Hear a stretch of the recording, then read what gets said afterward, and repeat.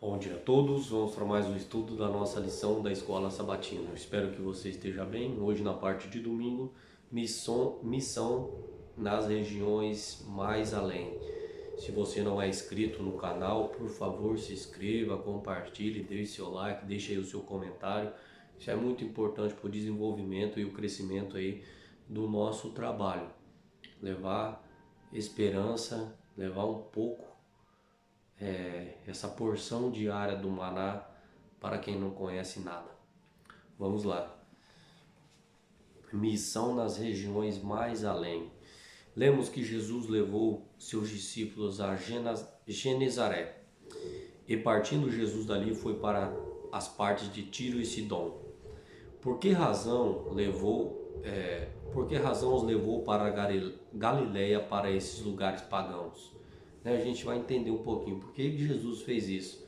Tirou eles de um lugar, agora Jesus levou eles para Tiro e para Sidom, lugar pagão, lugar de idolatria. Vamos lá. Conduziu os seus discípulos nessa viagem de estudo até as fronteiras dessas regiões estrangeiras, para que pudessem aprender no local, o que não podiam aprender tão facilmente na Galileia. Queria ensinar os seus discípulos lições que ajudassem a preparar-se para o chamado de alcançar todos os grupos de pessoas, incluindo os habitantes da cidade. Interessante, né? Deus ele se preocupa com as cidades grandes, Deus se preocupa com os interiores, Deus se preocupa nos lugares mais afastados, com as aldeias. Deus se preocupa com cada indivíduo que viva em qualquer canto desse planeta. Deus é Deus. Eu não tenho palavras para explicar o amor de Deus. Eu não tenho palavras para falar para você o quanto Ele quer te alcançar e quanto Ele quer me alcançar também. Eu não vou ler todas as passagens, porque senão o vídeo fica muito comprido, muito grande, mas Juízes capítulo 1, Juízes capítulo 3, versículo 1 e versículo 6. Depois 1 Reis capítulo 5, versículo 1 ao 12. Depois 1 Reis capítulo 11, versículo 1 ao 6. Como é que estes textos nos ajudam a compreender um pouco dos antecedentes dessa cidade? A partir de Juízes capítulo 3, do versículo 1 ao 6, vemos que estes povos antigos foram usados por Deus para testar a fé dos israelitas. Infelizmente, o povo de Deus falhou no teste, pelo menos nesta instância. Tomaram as suas filhas para si por mulheres e deram aos filhos deles as suas filhas, e serviram a outros deuses. Assim, desde o princípio, esses povos foram uma pedra de tropeço para Israel. Podemos ver, aqui a gente já vai comentar em 1 Reis, capítulo 5, versículo 1 ao 12. A gente comentou em Juízes, agora 1 Reis. Podemos ver a relação chegada que havia entre os sidônios e os hebreus.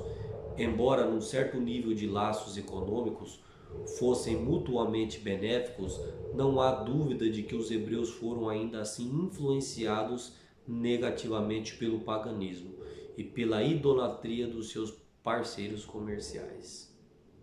Depois a gente vai fazer um resumão. Agora, a última aqui, 1 Reis, capítulo 11, versículo 1 ao 6. Revela quão negativa essa influência acabou de se tornar. O rei Salomão casou com a princesas de Sodônias, que o desencaminharam, porque Salomão andou em seguimento de Astarote, a deusa dos sidônios. No entanto, apesar da história do paganismo e da idolatria e da influência negativa sobre a nação eleita, Jesus ainda levou os seus discípulos para esses lugares.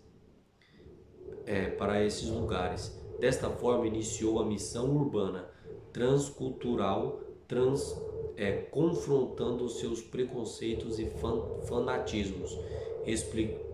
Exemplificou para os seus seguidores a missão urbana holística, dirigida a todas as culturas e nacionalidades. Estamos encerrando. Muitos desafios são enfrentados pelos missionários urbanos adventistas, incluindo as preocupações com a saúde, com o ambiente. Outras preocupações são o elevado custo de vida, racismo e preconceito, nacionalismo e constrangimentos impostos à liberdade religiosa, à liberdade de expressão. No entanto, apesar desses obstáculos, devemos trabalhar em favor das cidades. O que pode fazer para ajudar aqueles que estão envolvidos no ministério urbano? É uma reflexão que a gente pode fazer. Mas vamos lá. Deus, ele, como eu já disse, ele se importa com as cidades grandes, com as cidades pequenas. Infelizmente, no mundo que a gente vive, a gente toda hora é exposto à idolatria. A gente está sujeito, todas as coisas que Israel estava sujeito, a gente está sujeito.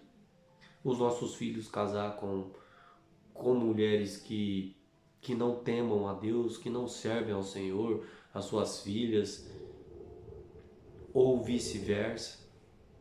Estamos sujeitos a tudo isso. A gente não tem o controle de tudo nas nossas mãos. E eu não estou dizendo para você aqui que é certo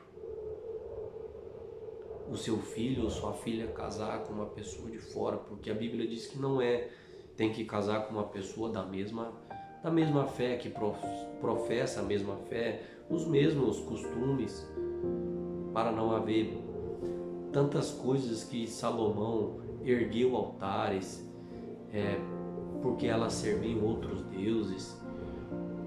A gente evita séries de situações, séries de confusões dentro da nossa casa quando a gente segue o que Deus diz. E a mensagem, como eu já disse aqui, ela vai ser elevada. Deus, ele quer que a gente tenha essa capacidade de entender. A gente não pode ser tão fraco assim. Eu sei que alguns são, infelizmente, é fraco. Qualquer casca de banana está escorregando. Mas Deus, ele não quer que a gente